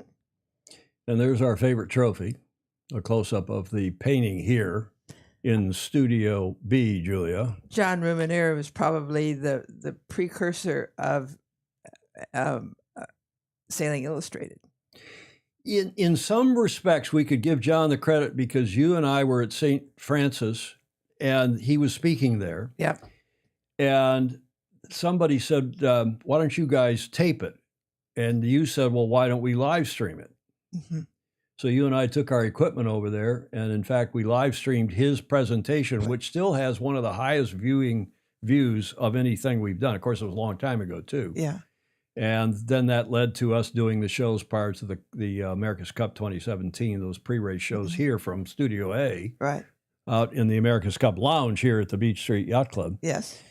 So that's it. That's the day that we're celebrating, this day in history, the 22nd of August. And it was a Friday, in fact, back in 1851, when the Yacht America sailed around the Isle White and won, as I said, by some 14 minutes. And the rest, as they say, Julia, is history. Is history. Yeah, that's a good, I don't remember that painting. That painting is, I think, in the, it's obviously interesting because the figures are way larger than the human beings would have been on that yacht. That boat was about 90 feet on the waterline, I think, if it was even that big. That painting is, Commodore Harrington, if she's on, will remind us, I think it's in the grill room at the New York Yacht Club on 44th Street. I think the original of that painting is there. So there is a litho or something of it. And we have that here in the grill room or in the America's Cup Lounge here at the Beach Street Yacht Club. Do we? A litho of that. Yeah, indeed. It was a birthday present on my 70th birthday from Commodore Chris Otterowski. Oh, that's right. From Otto and Sean. Yes. Remember that? I do. So we have that here as well. Speaking of history, just a reminder that back in May, we had Mark Holland, famously cool guy and also a historian, and one of the best and brightest on the history, and not just the history of the Cup, but everything to do with the Cup. He is the author of the America's Cup Compendium, and he's gathered together all manner of historical documentation into, 16, 17, 18 books, compendium, he calls the collection, America's Cup Compendium. And if you ping Mark either on here or via Facebook, or he may even still have a discount available for FOSI for any of you watching this show who are regular. He has online access to information too. Exactly. Several of these are public, and you can buy the whole lot. He does it as a hobby. He's not trying to make a killing or anything. Yeah. But Mark, thanks for your... And he really does know. Oh, he does. It's amazing. We just discovered Mark. We got to know Mark during the last Cup when he started showing up here when we were doing the live streams, Right. the watch parties, I should say. And he knew so much about it. He said, "Oh, by the way." Exactly. Yeah. And then we've gotten him on the show. Yep. So thanks for that. Okay, let's see what others are saying here about the Cup, if anything, Julia, as we go to the chat. Okay, the Cup of Hot 100 Sovereigns. I asked Clark where that came from because he sent me a link this morning. It came from none other than the Wall Street Journal. Yes, I saw that article, Clark, and that article was written by Stu Wu, who I know well, and I've stayed in touch with him. And I don't know where he came up with it, but I saw that that's where the mention of that, the Cup of 100 Sovereigns. I've never heard anybody's. I'm going to ask Steven Suchia. Too bad Bob Fisher's not still around. Charles Osgood. Yes, he was that Yes, the good. reporter. He was a superb CBS guy when CBS was a proper network. Rest in peace. You know who has bought CBS, Julia? I read it. Well, they bought Paramount, and Yeah. Paramount owns CBS. Right. Larry Ellison's son, David. Ellison. Yeah. And Skydance Productions, which is the name of his media company, and that has been approved now, that merger, that acquisition of Skydance Media Productions, whatever they're called. You know, he's done the Top Gun films. He's a bona fide, Right. and I know him. I don't know him well, but I've met him any number of times and spent some time with him. David's, because of the backing of his dad, have now bought Paramount, which owns CBS. Yes. Changes are coming, one hears. That's good. I've been a CBS fan for a long time. Every time you go, I take you up there after the show, back up to your apartment. You've got CBS on up there. Yeah, I do. But only people our age watch CBS. I know. Nobody younger than me, let alone you, watches CBS anymore. Yeah. And It has changed. It has changed. What other comments here? Incorrect. The Kiwis were the first to foil the big cats. That's true, Jody. They got their cat foiling, and then Oracle By accident. Well, not by accident. They were trying real hard to get it foiling, and the boats were not designed to foil. Yeah, great stuff, but CBS will cancel it like Colbert again. Just me, Alan Long is saying. Yep. Scott Ferguson, University of Michigan. Blake Middleton is saying, yes, I helped get Scott I got him into the hockey team, as a matter of fact. Talk about hockey at the end of this show. That fellow in the painting is probably signaling TGIF. Lots. Blake Middleton watches CBS. Well, you're old too, Blake, for goodness sakes. Yep, they canceled Colbert, who was a sailor. Who is a sailor, by the way. What is CBS thing you keep nattering on about? Don't watch the news. It's no good for your mental health. Yeah. Jody Shields. Okay, that's it for that segment. Now the featured segment today, which is the FFF, Julia. Yes. The favorite Fozzie photos.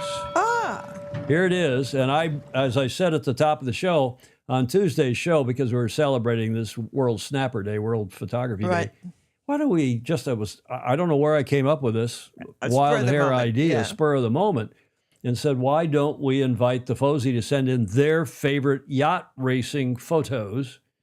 Not necessarily ones that they took, although if they did, that's fine. Or not necessarily ones of themselves, but if that's their favorite, send that in. And I did, I thought maybe we'd get 3 or 4, or, maybe we get a few more.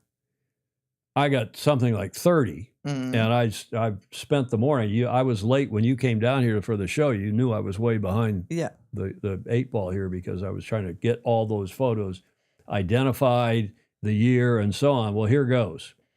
And who sent them in and why it was your favorite photo, yada, yada. This is from well, I guess I should ask the Fozzie if they want to, other than the person who sent it, can you identify this photo, you in the chat, the featured segment, can you in the chat identify our first photo from 1903?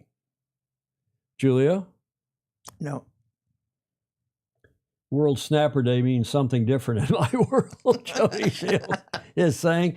Julia, give him the finger wag. Oh, he's talking about turtles. No, he's not talking about snapping turtles. 1903, does anybody know? Beacon of cows. I don't know if it is. Is it Fritz Mueller? Pre-foiling moth? No, I don't think so. Anybody else? Margarita Marshall's on here. She probably does know. Guessing it was from the 1903 event. It was. And it's the Defender during the AC Defender trials. Not even Reliance. That is Defender, or so I'm told. And you know who sent that in? Mr. Defender. No, Ed Worley, another America's Cup historian. He is. Not Britannia. That is Defender during the 1903 trials. Now, let's move ahead from, these are in order of, I believe, when the photo was taken. This one was taken in the 1930s. And can any of you ID that other than the person? Actually, several of you sent this to me. Anybody have any idea about this boat? What I'm thinking about is I really like sailing at the helm with ring and wing, but I don't know that that would be so wonderful for that boat. Well, here's a clue. It's from Australia. It's an 18-footer. Oh. Okay. Famous 18-footer. 18's precursor, Fritz Mueller is saying, was racing in that open class. That was when the Mirror Dinghy first made its hit appearance. No, not quite, Gordon Smith. That is the 18-footer, or the precursor, Aberdare, called the Miracle Boat because it was so much faster than the other boats in that class, built in Brisbane by Frederick Hart in the 1830s. And that's a great photo, isn't it? It is. Fabulous photo. Greg Phillips sent that. Greg, and a number of others did too. Greg wasn't the only one that sent it, but I think he was the first in, so I used him, credited him, Greg Phillips, down in Oz. This is another one of my favorite photos. I don't even know which race this is from. Many of you will remember Black Knight, which was the race committee boat that New York Yacht Club used, and still, actually not just in '83, but before and after, as their race committee vessel. The future Commodore W.H. Dyer Jones, William H. Dyer Jones, did a solidly good job in that high pressure situation when, of course, Australia 2 KA6 ultimately won. This is the start of one of those races. I'm not sure which one. Of course, in 1983, Newport, Rhode Island, the New York Yacht Club Race Committee vessel Black Knight with Liberty to windward of Australia 2. That is a photo, and one of my favorites, by Gilles Martin Raget of France, who was our team photographer for any number of cups with Oracle from more or less 2003 on. I think he was our team. Yeah, that's a great picture. Team snapper. From the same era, Julia, one of your favorite people of all time. Yeah. You recognize him driving up there? Yes. Helming up there on the windward rail? Tommy Blackhawker on the yacht Defender, also from 1983. Speaking of 1983, another one of my favorite photos, because it has meant so much historically to the America's Cup and to our sport, in fact, because, we talk about Rolex all the time being such a fabulous sponsor, but so too is Louis Vuitton. And this photo really commemorates the start. That is Henri Racamier, who was then the CEO, who, with one phone call from Bruno Trublet, and Bruno was in Newport, and he said, hey, why don't we sponsor this Challenger? So maybe it was before Newport. But Bruno said, why don't we sponsor this? You sponsor this, I'll organize it, and we'll call it the Louis Vuitton Cup, and it will be the Challenger Selection Series, emblematic of the Challenger Selection Series, the first one of which, of course, was won by Alan Bond there on the left, the late great, and his skipper, John Bertrand, receiving the first LV Cup from Henri Racamier in Newport in 1983. Bond Bertrand, indeed. Fritz Mueller, well done.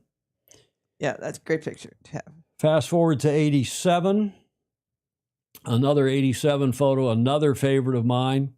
Fabulous photo. There is the start of one of the races in the match, 140 by US 55 by Stars and Stripes, in that fabulous, windy, rough, telegenic, the waters in off WA, off Perth, WA. They had their own America's Cup buoy. They put a buoy out there like New York Yacht Club used to do, around which the courses were swung depending upon the wind direction. And Team Dennis Conner and Stars and Stripes winning this. And I don't know who took that photo. I apologize to the photographers whom I'm shorting here. And the start, as Clark Chapin says, of the Kevlar age, well, a little bit before this, but yes, the Kevlar age. Now we move forward to 2004. If that isn't a fabulous photo, I don't know what is. Yeah. Do you know that type of class, Julia, that boat? Mm-mm. Designed by Cornelius Shields. It's a Shield boat? That's the Shields sloop. Well done, Julia. Yeah. And that is the Shields Nationals in Cow Bay in Edgartown, Mass, out on Nantucket. A photo by Michael Berwin, the American photographer. And although it may not appear so, the wind was howling and the race committee did their best to tuck the fleet in near the shore to protect us from the heaviest gusts. The boat providing the action is Cornelia from, I believe, the Marion Mass fleet on Buzzards Bay. Details to note the end of the boom is higher than the top of the mast. She nearly sank shortly after the photo was taken.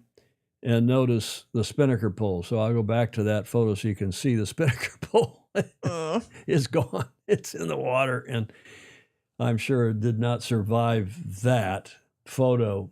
Wonderful shot of the Shields. Those boats were something else. I ran the Shield. I chaired the Shields Nationals at Ida Lewis Yacht Club when I was a trustee there at Ida Lewis back in the 80s. I guess it was in the 80s. And we had a huge turnout. Boats from Texas, boats from the Northeast. There's still today a big Shields fleet in Newport, Rhode Island. Great class of boat, great boat. And for extra credit, Julia. Yes. Who is skippering Shields number 229? Hint, it's the Edgartown Yacht Club Commodore, or was, then the Commodore a few years later, 10 years later, in 2013 and 14. I have no idea. Shields 229 up there on the left side of that photo. Oh, yeah. That's a pucker maneuver. Yeah. Jody Shields is saying magnificent brooch. Sorry, Martha's Vineyard, not Nantucket. Thank you. Thank you, Rick Bannerow. Yes, of course, Martha's Vineyard. That's where Edgartown Yacht Club is. Not.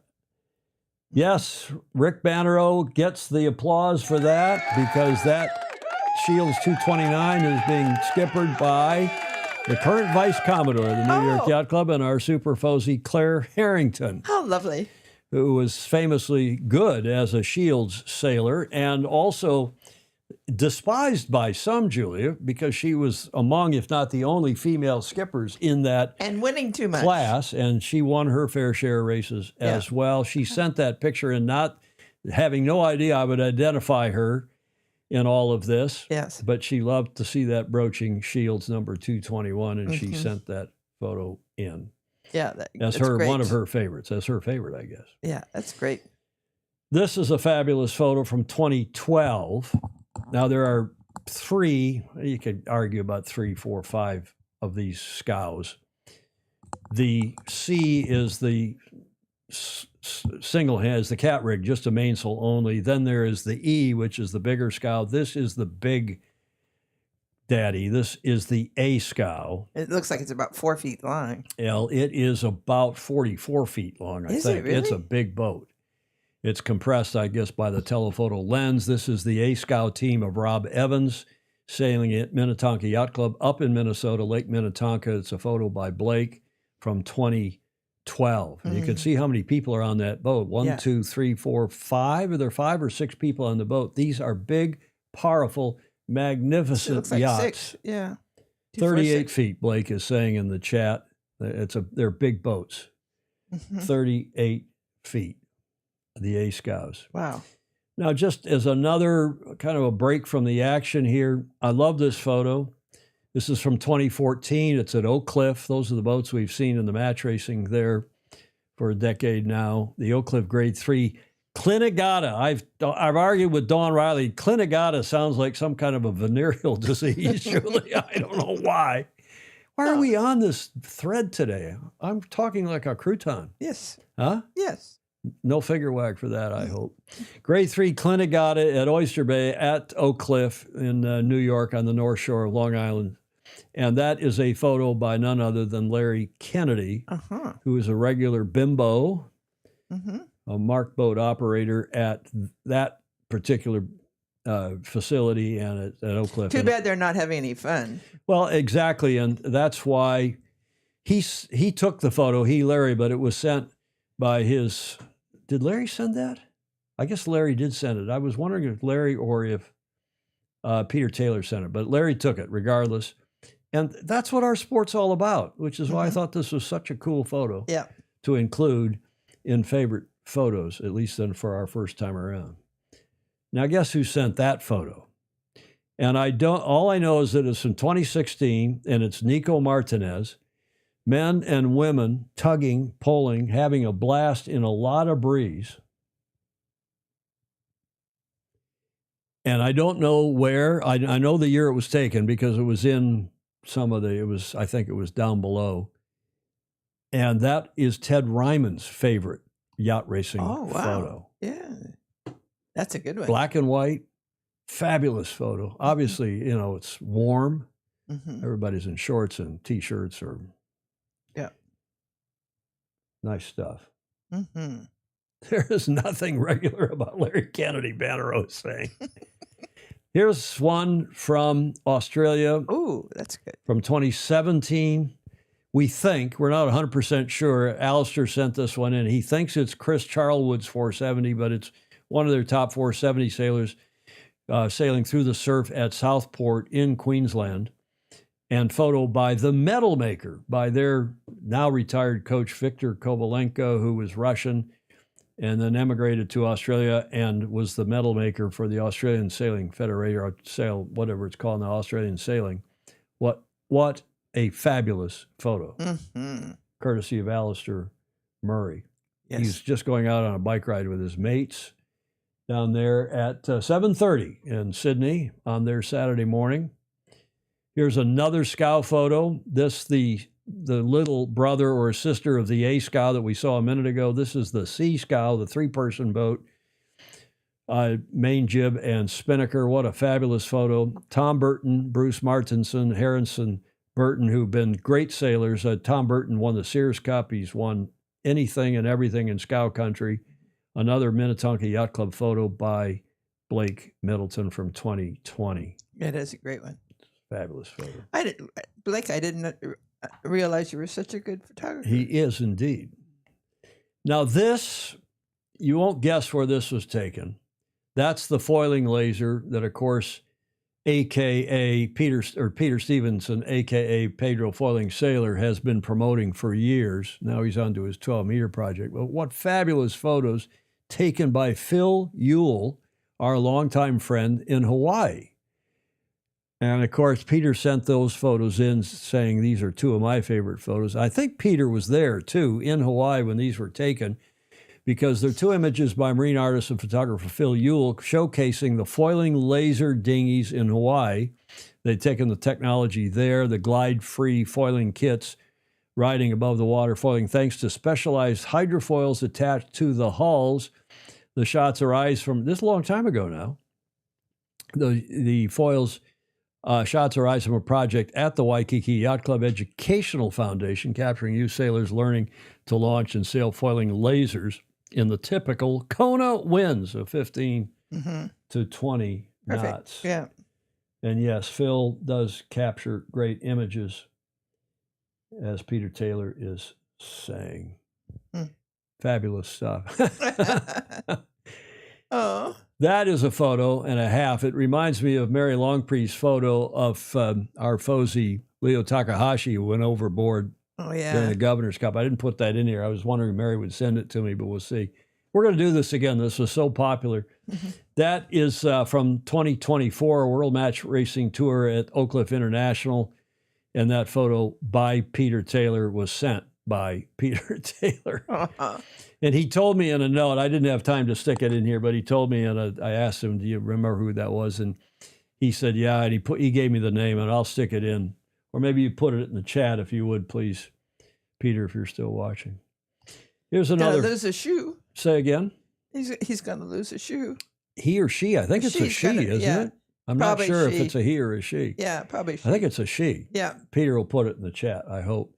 These photos from Barcelona last year, the J-Class racing between the end of the LVC, the Louis Vuitton Cup, and the start of the AC37 match in early October off Barcelona. And just, I take the lower third off. Let me back that off. Just fabulous. Now that Clark Chapin is the age of carbon sales, obviously.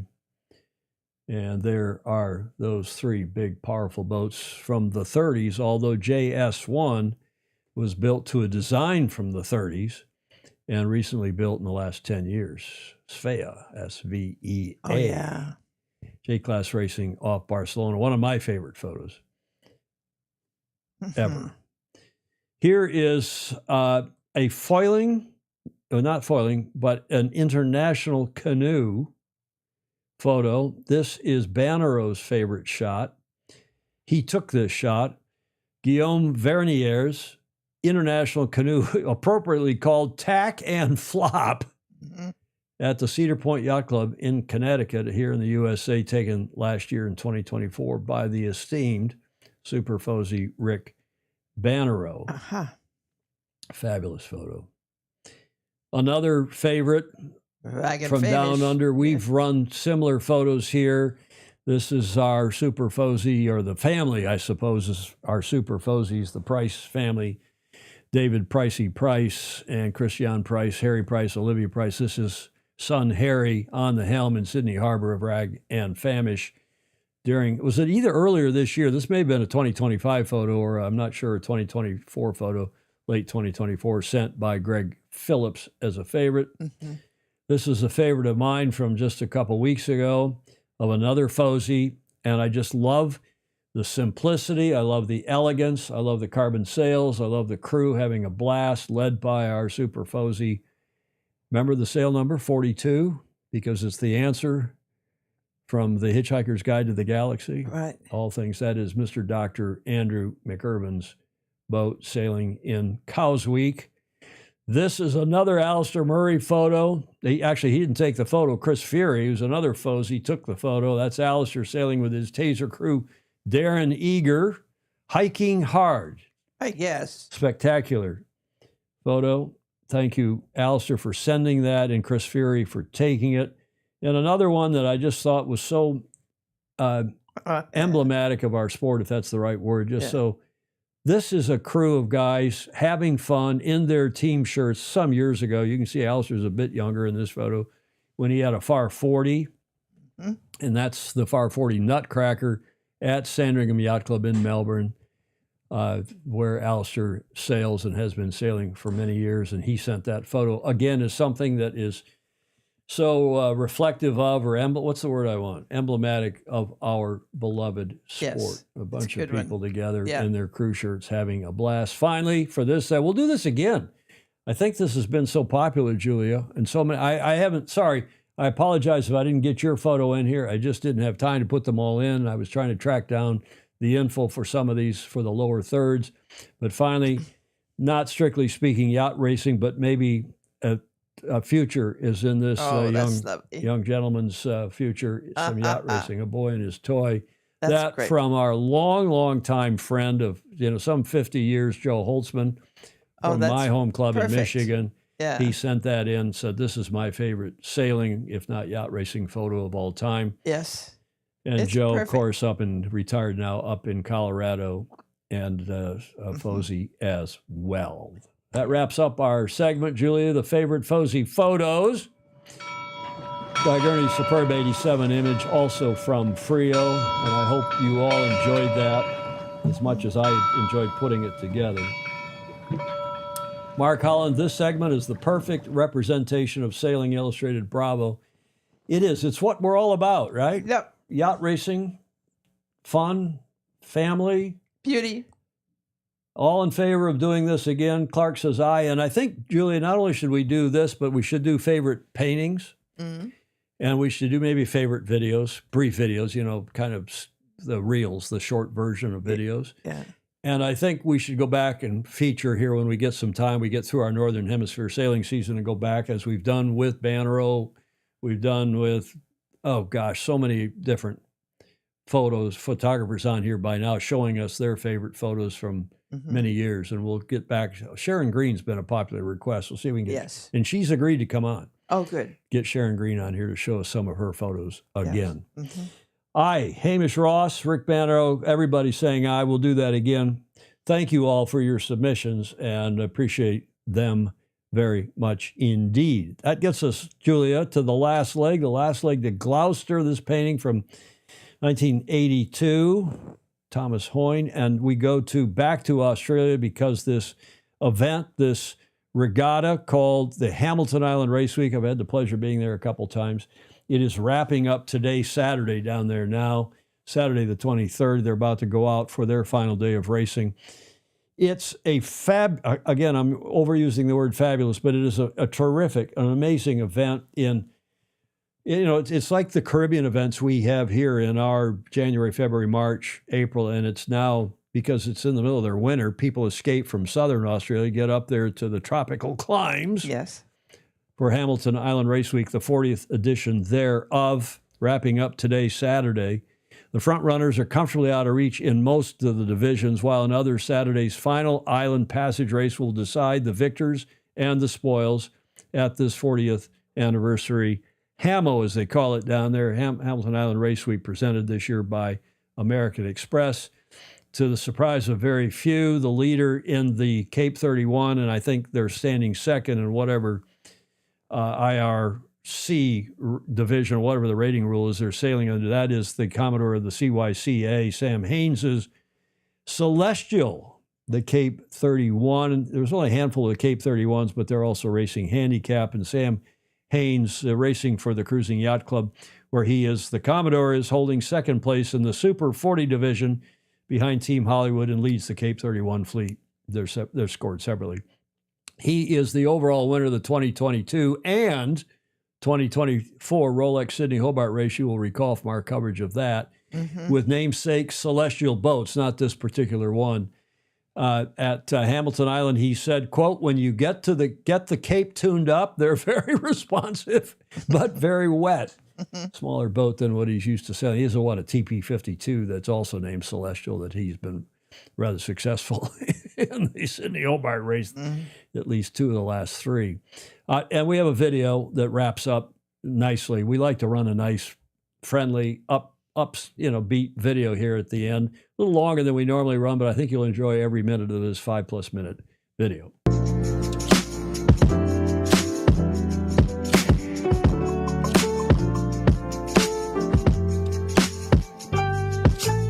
You blokes all mates at home, or you have Friday afternoon business lunches to discuss this campaign? How does that all work?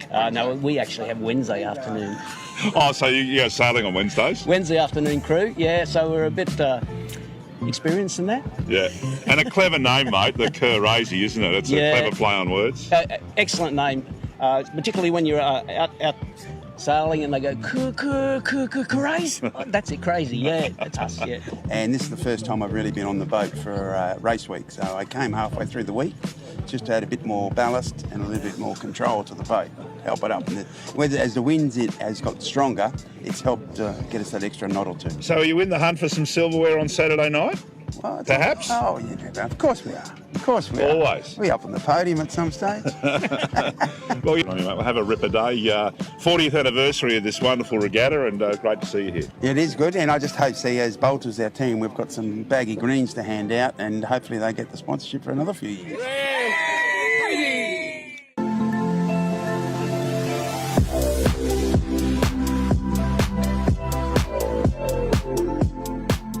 Well, there's no shortage of beautiful venues to host a race week lunch, and today we're at stunning Hamilton Island Golf Course with Olympic sailor and silver medalist Olivia Price.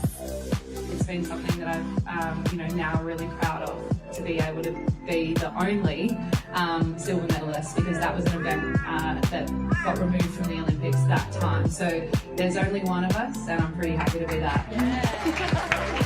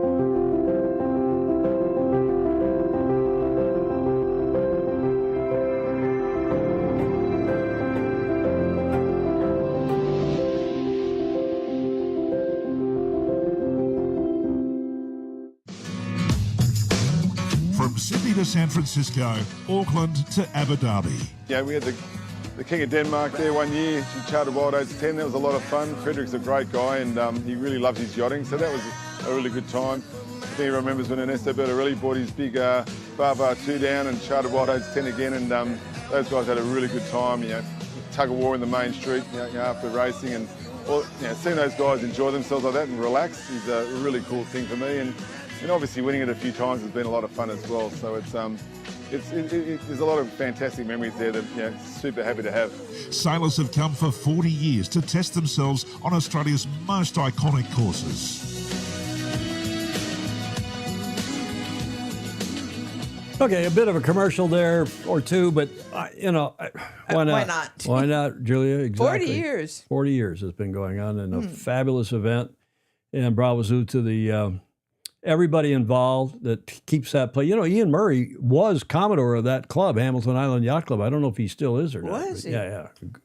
Great stuff. Okay, that gets us to the D block. And Julia, your favorite segment with the favorite gentleman. Mm-hmm. And people were in the mood to send us stuff, and I have a bit of a Tom's tangential off to the what was that segment? I can't remember what we used to call it. Nobody has seen the Zamboni driver, but I'm sure he'll resurface eventually. Do you know what a Zamboni driver is? Yeah. Do you know why that's funny? Peter Taylor sent that in. Because he's under the ice? What's a Zamboni? An ice resurfacing machine. Yeah, that's why he'll resurface eventually, the Zamboni driver.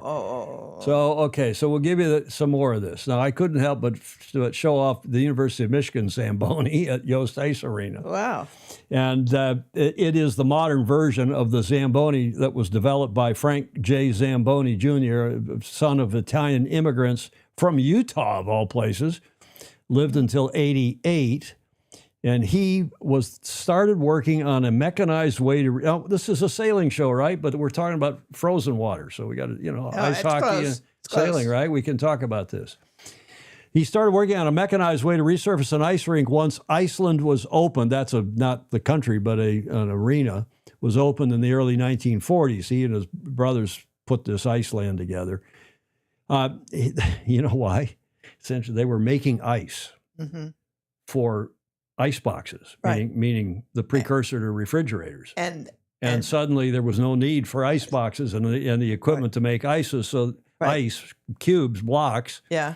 So they did this ice. They took all their machinery and made an ice arena, a huge ice arena apparently, called Iceland. No surprise. Lovely. And applied for a patent which would be granted in the U.S. in '53. That was a good year. The machine used a sharp edge blade to shave the surface of the ice, collect the shavings, yada, yada, yada. It turned to 5-man, 90. I remember those people going out on the ice as kids they had a 55-gallon drum with water and some kind of a thing that dragged across the ice and wet the ice. Yeah. They'd go out with shovels on skates, and they'd skate up and down the ice and first clear away all the snow chips from the previous period of the ice hockey game or the figure skaters. Yeah. And then the guy would come out with a bunch of them, 55-gallon drums, and the water would go down on some kind of a cloth that they'd drag across. It was a madness. But, until this guy invented the machine, it turned a 5-man, 90-minute job into a 1-man, 15-minute task, even less than that. The initial machine included a hydraulic cylinder from an A-20 attack plane, a chassis from an oil derrick, a Jeep engine, a wooden bin to catch the shavings, and a series of pulleys. His son, Richard, said it took him 9 years. One of the reasons he stuck with it was that everyone told him he was crazy. Yeah. Zamboni did not expect to make more, but after seeing the machine, remember Sonia Henning? Of course. Henny, the famous figure skater, immediately ordered 2, and then the Chicago Blackhawks hockey team placed an order for this machine. And I remember the one we had originally at the University of Michigan didn't look much different from this. That is a Jeep underneath all of that mechanism with the guy driving it. And you wonder when the driver of the Zamboni machine was going to resurface. Well, this is the reason. There was a patent from 1953 for an ice resurfacer, and nobody has seen the Zamboni driver, but I'm sure he'll resurface eventually. There's Tom's tangential something. Yeah. Yep. Courtesy of Peter Taylor. Okay, Julia? That's good. Enough of that. Yeah. Now, another one of these. This is pretty cerebral. Look at the formula. And the professor, the teacher, is asking pi what squared equals A. Long John, you should be able to get this. Long John Silver, the pirate. Pi what squared equals A. Who of the Fozy will get this first? It's pretty clever. Alan Long said he drove a Zamboni at Kent State to pay for his pilot's license. Good for you. Yeah. Do you get the joke? No. Pi what? Well, what is the formula? Look at the formula. Pi times what squared equals A. Yeah. There's pi d equals the pi diameter equals the circumference. Pi what squared equals the area. Claire's got it. Commodore Harrington's got it. Mark Holland's got it. R. Andrew McIrvin's got it. R. Pi r squared equals the area. Long John, you should be able to get this. That came from Peter. Peter was prolific today. Yes, indeed. Typical sailor. This is so typical. An earthquake, sleep right through it. Thunderstorm, sleep through it. An alarm clock, for sure, sleep through it if you've had a big night the night before. A motorboat going by, if you're out on the boat, way too fast or close, you'll wake up immediately. Ryman sent that. Clean. That's Julia. Oh, it's my. a clean one from Ryman, huh? Oh, well, he's flexible. This is hilarious. Look at those goofy people dragging around a little car with a bigger one. That's from Pedro. Yeah. From Peter Stevenson down in Australia. I'm not so sure about this next one. Only two things improve with age: sailing and coffee. I guess it's not the age of the sailboat or the coffee that improves, Julia. I guess it's the improves with one's age. The older we get, does sailing and coffee get better? Does coffee become more necessary as we get older? Maybe. Especially if we put some of Clayton Embly's bourbon cream in it. Yes. So I guess that's what that means. Only two things improve with age. Doesn't wine, doesn't cheese, sailing and coffee. That Greg Phillips sent that. Greg was also prolific. Thank you, Greg, for all your. Here's another Greg Phillips. So then I says to Borg, quote, as long as we're under siege, one of us ought to moon these Saxon dogs.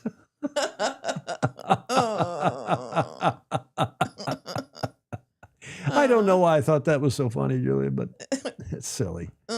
Huh? Yes. It's silly. Greg Phillips as well. Finally, Red Bull is about to give this guy what? You know the saying, Red Bulls claim their strapline. Red Bull gives you wings. Wings, yeah. Well, this could have been a caption contest. Red Bull is about to give this guy wings. He doesn't know it. He's talking on the damn phone. Ed sent that one, Ed Worley. And that's sport. That's relevant to our sport. We got all these Red Bull sponsorships. And wings. And we've got wings, exactly. So it's the Red Bull gives this guy wings. It's a pretty good commercial. Eh? The stuff's terrible for you, though. Jimmy Spithill won't like me saying that. All the smartest people sail. Lake Middleton, we always end with that one. And Julia, that well and truly gets us to the finish line. I've gone back to our previous finish line photo of, speaking of scows. I don't know what kind of scow that is. Blake, if he's still watching, will know. If that's an M16, I don't know what that is. Julia, you like to say. Yes. Do not fail. Today's a very good time to do that. To like, follow, and share. Indeed. And wings. Wings are welcome in replay. So are comments. A lot of talk about wings on this show today, including the 2032 Olympics, Julia. That one here is that we'll get back to, no doubt. We also want to say thanks to all of you who support us via Patreon, patreon.com/join/sailing illustrated. Thanks for your support. Without your help, we would not have a studio. We wouldn't be able to pay our increasingly exorbitant, I had a bill for storage, because we have, you do too, don't you have a big iCloud storage? Yeah, but $9.99 a month or something. Right. I pay it by the year. You know, I forget about it. So Yeah. $120. You know, 100 here, 100 there. It all adds up, and that's why we appreciate those of you who do support us via Patreon. Yeah. Much appreciated. As are those of you from whom we get audio, video, and images. And Julia, I did not play that video from outside Clark Cookhouse. Have you seen that video on the news? I sent it to Claire. I put it on my Facebook page yesterday, but there was a couple of full drunken women and their crotonic husband, their husband and boyfriend, I guess, were outside the Clark Cookhouse. They were trying to, apparently, one hears, they were trying to get into the Clark Cookhouse, the famously good restaurant on Bannister's Wharf in Newport, where all sailors go. Mm-hmm. So they were trying to get in. They didn't have a reservation, and she is apparently one of the ladies was an assistant attorney, and probably not for long, probably going to get canned, assistant attorney general in the great state of Rhode Island, and she's drunk, and the cops are called by the Clark Cookhouse folks to say, come take them away. I didn't realize it was Clark Cookhouse. It was Clark Cookhouse on Bannister's Wharf, and the cops come in, are very polite. They got their body cams on. If you tell me in the chat if you want me to play that video, or you all can go find it, because it's a longish video, but it's hilarious. As these, don't you know who I am?